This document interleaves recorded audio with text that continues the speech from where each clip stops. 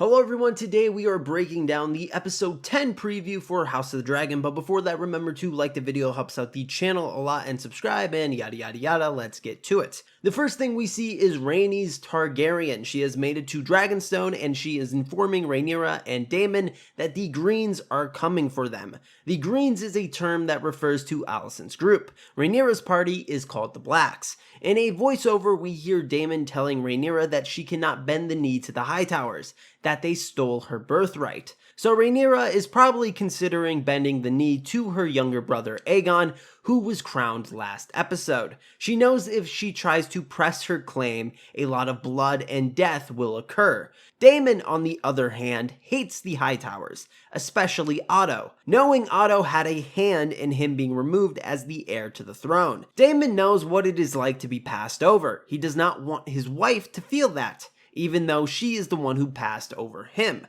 So Daemon wants war. In the next shot, we see Aemond removing his eye patch that he has been rocking the last couple of episodes, which is kind of cool. I thought this was going to be his look throughout the show because they didn't want to CGI it, but it seems they are going to go book accurate, which is pretty cool. I'm very curious to see how it looks. In the next shot, we see Rhaenyra and her council standing around the table map of Westeros. We hear Rhaenys in a voiceover saying how every man around the table wants her to go to war. So they are echoing Daemon's thoughts. They zoom in on the map and we see the Riverlands, the Vale, and the North. If they are going to go to war with the Greens, they need powerful allies. The Starks, the Arryns, and the Tullys are great houses with a great number of soldiers. If they want to stand a chance against the Greens, they need to be backed by at least a couple of the great houses. As the trailer continues, we see a Kingsguard member put a figurine on Winterfell, which is the seat of House Stark. Now, this piece does not mean friend or foe. This just means they are probably going to send an envoy to see if they have the Stark support. If I remember correctly from Game of Thrones, I think Robb Stark rode with 20,000 men, which is quite the force. The problem with the North is that it's so big it takes them a while to gather their bannermen and march. In the next shot, we see Jacaerys and Lucerys and their betrothed, Baela and Rhaena. Jacaerys tells his mother, Rhaenyra, to send them. So Jacaerys wants them to be the envoys to these High Lords, which is smart. 3 of them have dragons. Jacaerys rides Vermax, Lucerys rides Arax, and Baela rides Moondancer. They can get there a lot faster than somebody who went by sea. Also, it would show the lords some respect by sending princes and princesses instead of normal servants or just regular lords.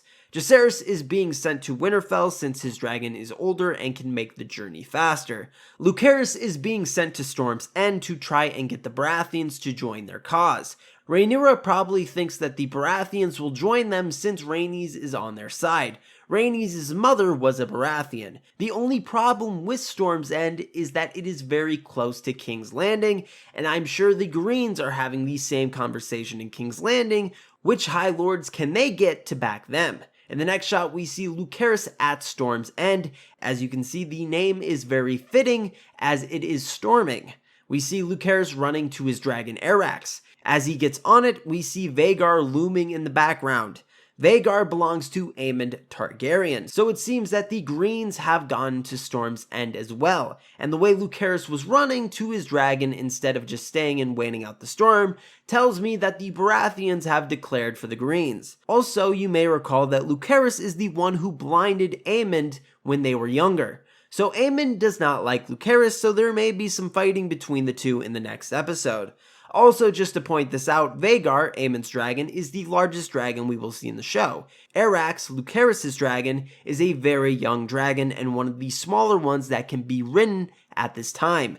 The only thing Arax has on Vhagar is quickness, since it's smaller and younger. In the next shot, we see Sir Eric Cargill. He is holding Viserys' crown. He took it when helping Rhaenys escape King's Landing last episode. He is proclaiming Rhaenyra of the House Targaryen, first of her name, Queen of the Andals, of the Rhoynar, and of the First Men, Lord of the Seven Kingdoms, and Protector of the realm. Eric has a twin brother who is also on the Kingsguard, Sir Auric. He is still for the Greens though, so we may see some brother versus brother action in future seasons, or perhaps next episode. In a voiceover, we hear someone say that Rhaenyra's cause holds a power that has not been seen since the days of old Valyria.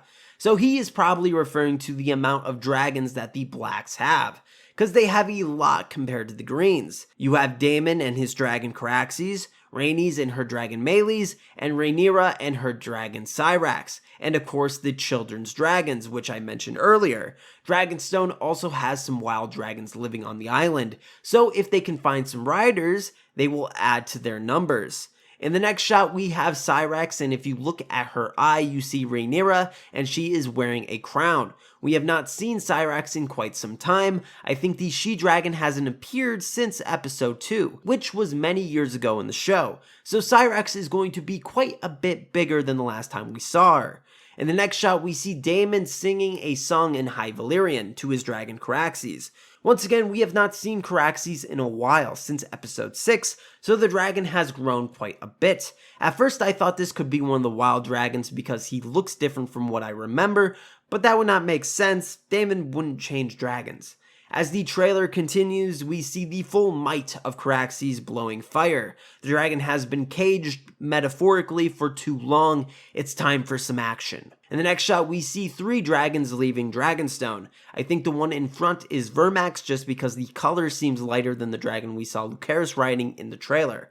Meleys, Rhaenys' dragon, is right behind him, and the dragon in the far back is probably Arax, which Lucerys is on. So Lucerys is heading towards Storm's End, Jacaerys is heading towards Winterfell. I would assume Rhaenys would either be heading towards Riverrun or the Vale to get their support in the wars to come. In the next shot, we see that Otto Hightower has come to Dragonstone, and once again, Daemon meets him on the bridge catwalk thing, very reminiscent of episode 2. We see that he gives Rhaenyra a letter. She is also wearing a crown in the shot. What is in the letter is hard to say. I would assume it's peace terms. Maybe Rhaenyra can keep Dragonstone, but Aegon will stay king. So Alicent probably sent her father with these terms. We know from episode 9, Otto wanted to have Rhaenyra and her whole family killed, so this stinks of Alicent. She sent her father to show respect to Rhaenyra, not just sending some random envoy. But things seem to have gone tense, and Daemon and the other members of the party draw their swords. So do Otto's household knights. So there must have been something in the letter to upset Daemon, or perhaps he just wants to put an end to Otto, or maybe it's a bit of both. In the last shot, we see Vhagar open its mouth in the rainstorm we saw Lucerys and Arax in. So the next episode is going to be very exciting, and the Dance of the Dragons, the Targaryen Civil War, will truly begin. What'd you think of the preview? Did I miss anything? Leave it down in the comments below, and if you want more House of the Dragon content, please subscribe and like the video. Check out the Twitter link in the description below, and as always, have an awesome day.